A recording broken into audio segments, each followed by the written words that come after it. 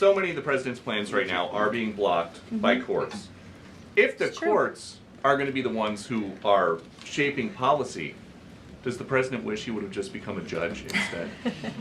I think the president would take this job over being a judge, and certainly the president is acting within his authority. He wishes judges would do the same. But so the courts are basically telling you guys they think that the White House's policies, the president's policies, are in some way against the law.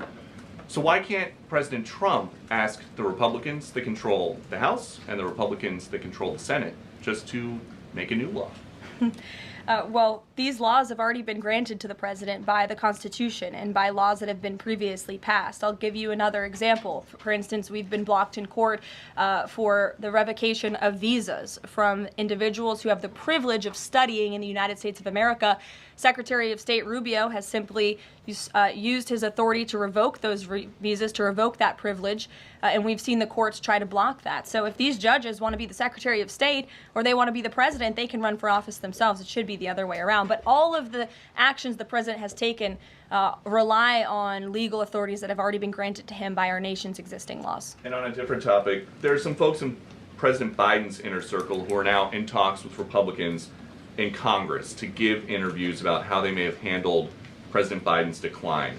Is the president satisfied with aides only sitting for these transcribed interviews, or would he also like to see some kind of testimony from the former First Lady, Dr. Biden?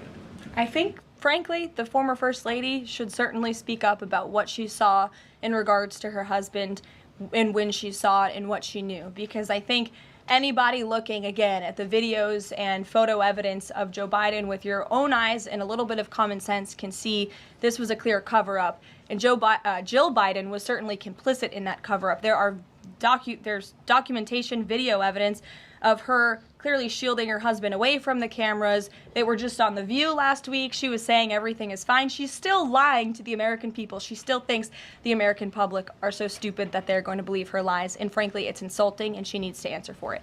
We just